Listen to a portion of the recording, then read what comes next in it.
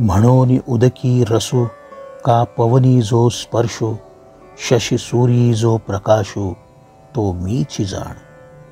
तैसाची नैसर्गिक शुद्धो, मी पृथ्वीचा ठाई गंधू, गगनी मी शब्दो, वेदी प्रणवू.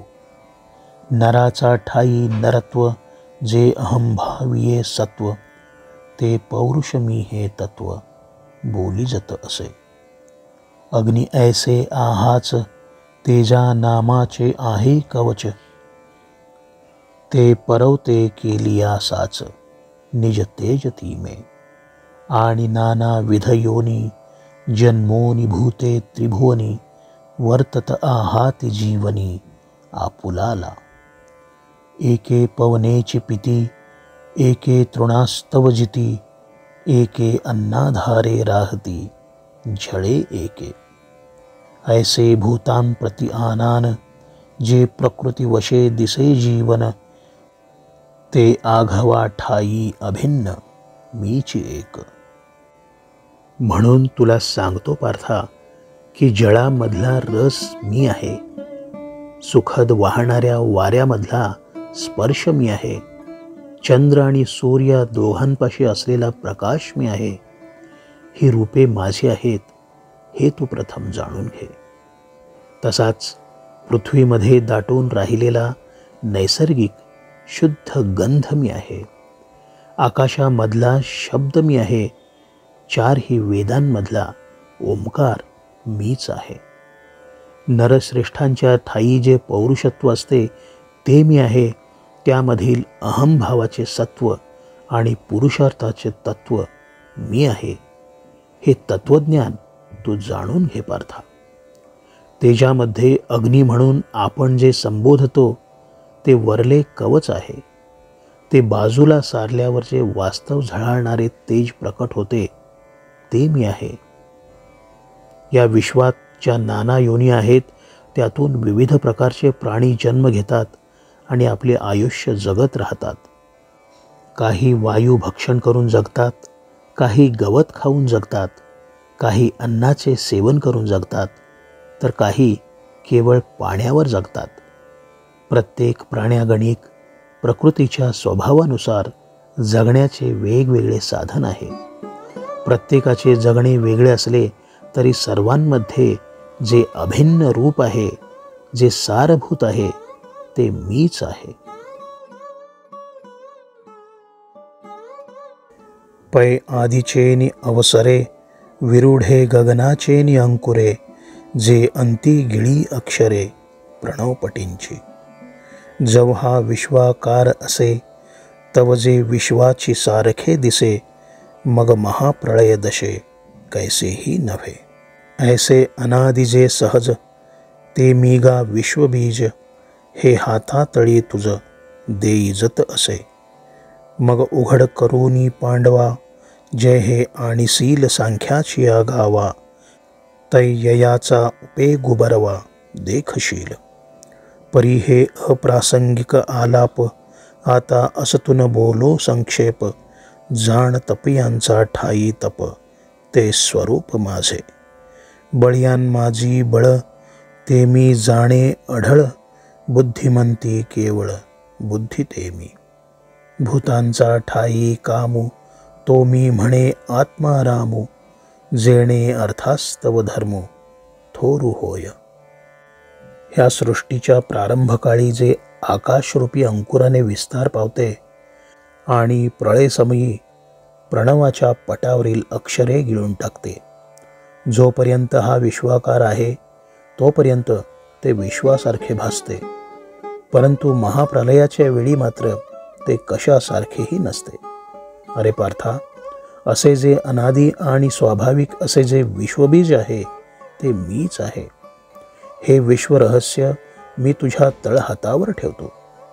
मी जे तुला आता सांगितले ते नीट समजून घेऊन तुझ्या बुद्धीच्या कक्षेत आणशील तरच त्याचा तू उत्कृष्ट अनुभव घेऊ शकशील.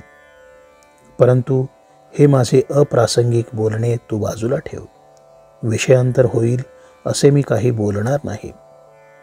तपस्वी ऋषींच्या ठाई जे तप आहे ते माझे रूपच समज.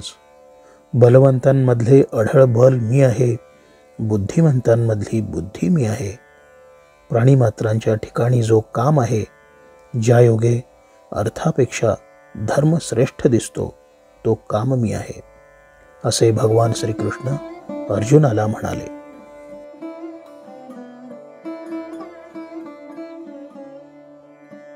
एरहवी विकाराचे निपैसे, करी कीर इंद्रियांची ऐसे, परी धर्मासी विखासे, जाओ नेदी. जो अप्रवृत्तीचा आव्हांटा, सांडूनी विधीचिया निघे वाटा, ते विंची नियमाचा दिवटा, सवे चाले. काम ऐशिया वोजा प्रवर्ते, म्हणून धर्मासी होय पुरते, मोक्ष तीर्थींचे मुक्ते, संसार भोगी. जो श्रुती गौरवाचा मांडवी, कामसृष्टीचा वेलू वाढवी, जव कर्मफळेसी पालवी, अपवर्गी टेके. ऐसा नियतुका कंदर्पू, जो भूता या बीजरूपू, तो मी म्हणे बापू योगियांचा. हे एक एक किती सांगावे, आता वस्तुजातची आघवे, मजपासून जाणावे, विकारले असे. एरवी वासनेच्या प्रभावामुळे आपल्या इंद्रियास अनुकूल अशी कर्मे तो करतो, परंतु या सर्व कर्मांना धर्माच्या विरुद्ध जो जाऊ देत नाही, शास्त्राला निषिद्ध असलेल्या आडवाटेने न जाता जो शास्त्राप्रमाणे चालणाऱ्या धर्मवाटेने प्रवास करतो, तसेच नियमांचे पालन करतो, एका विलक्षण अशा सावधानतेने प्रवृत्त होऊन धर्माला अनुसरून कर्मे करीत धर्माची पूर्तता करतो, तो पुरुष मोक्ष तीर्थावरला जणू पाणीदार मोतीच. सर्व प्रकारचे कर्मभोग ल्यायलेला काम भोगतो. हा जो काम आहे तो वेदरूपी श्रेष्ठ मंडपावर सृष्टीची वेल वृद्धिंगत करतो. या वेलीला पालवी जी फुटते ती कर्मफलासहित मोक्षाला जाऊन भिडते. असा हा जो काम नियमबद्ध असतो की जो भूतमात्रांचा बीजरूप आहे, तो मी आहे. पार्था, तुला मी काय सांगू आणि किती सांगू? हे सर्व पदार्थ मात्र जे आहेत, ही जी जीवसृष्टी आहे, ती माझ्यापासून निर्माण झाली आहे, हे तू समजून घे.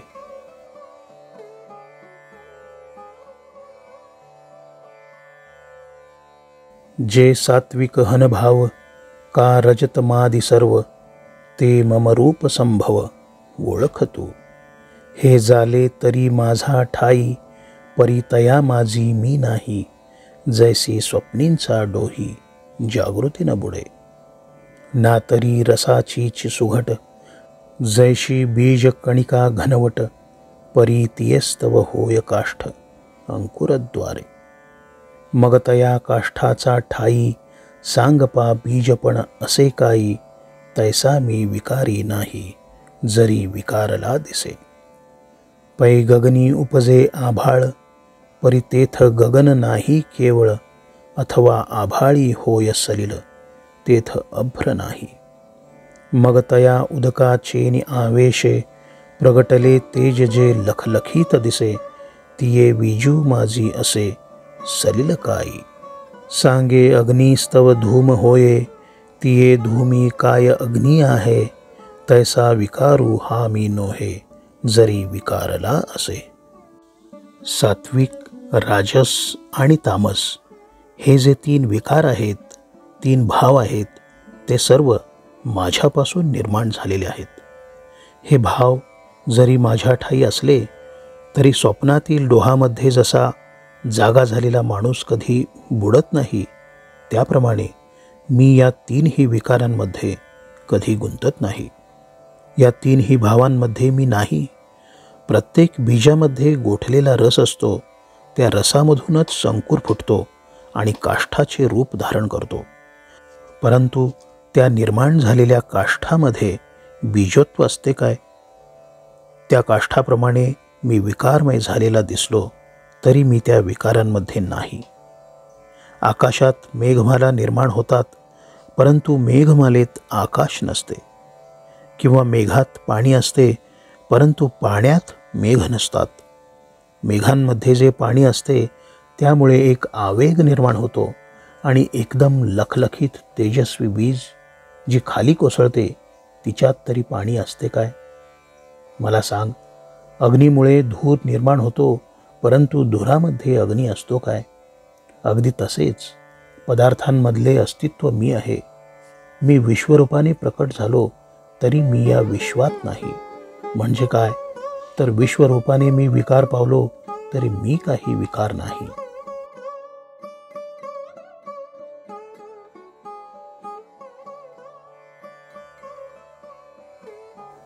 परी उदकी झाली बाबुळी, ते उदकाते जैसी झाकोळी, का वायाची आभाळी आकाश लोपे. हा का स्वप्न हे लटके म्हणोये, परिनिद्रा वशे बांडले होये, तव आठवू काय देत आहे आपण पेया. हे असो डोळ्यांचे डोळाची पडळ रचे, तेणे देखणे पण डोळ्यांचे न गिळीजे काही. तैसी हे माझीच बिंबली, त्रिगुणात्मक सावली, की मजची आड ओढवली जवनिका जैसी. म्हणून भूते माते नेणती, माझीच परी मी नव्हती, जैसी जळींची जळी नविरती मुक्ता फळे. पै पृथ्वी येचा घटुकी जे, सवेची पृथ्वीसी मिळे जरी मेळविजे, एरहवी तोची अग्निसंगे सिजे, तरी वेगळा होय. तैसे भूतजात सर्व, हे माझेच कीर अवयव, परिमाया योगे जीव दशे आले. म्हणून माझेची मी नव्हती, माझेची मज नोळखती, अहम ममता भ्रांती विषयांध झाले. पाण्यावर साठलेले शेवाळ जसे पाण्याला झाकून टाकते, किंवा आकाशात दाटून आलेले मेघ जसे व्यर्थच आकाशाला झाकून टाकतात, किंवा स्वप्न हे मिथ्याच असते परंतु गाढ झोपेमुळे ते सत्य वाटते, इतके की ती स्वप्नावस्था आपल्याला आपल्या अस्तित्वाचे भान उरू देत नाही. इतकेच काय, परंतु डोळ्यात अश्रूचा पडदा उभा राहिला की आपल्याला समोरचे दिसत नाही. तशी ती त्रिगुणांनी व्याप्त प्रकृती माझीच दृश्य छाया आहे, हे तू ध्यानात घे. एखाद्या झिरझिरीत पडद्याप्रमाणे ती मला झाकून टाकते. जळात निर्माण झालेले मोती पाण्यात कधी विरघळत नाहीत, तशी माझ्यापासून निर्माण झालेली अवघी भूतसृष्टी मला जाणत नाही की मद्रूप होत नाही. जोपर्यंत माती ओली आहे आणि त्या ओल्या मातीपासून केलेला घट लगेच मोडला तर तो मातीत पुन्हा मिसळून जातो. परंतु हा घट एकदा का भाजला की मग तो वेगळाच उरतो, तो मातीत पुन्हा मिसळत नाही. ही संपूर्ण भूतसृष्टी ही माझे अवयव आहेत, परंतु प्रकृतीच्या संपर्कात आल्यामुळे यांना जीवदशा प्राप्त झाली. म्हणून ही भूतसृष्टी माझी असून सुद्धा माझ्याशी एकरूप होत नाही, माझी असून सुद्धा मला ओळखत नाही. केवळ अहंकार आणि ममता यांची भूल पडल्यामुळे ते विषयांध झाले.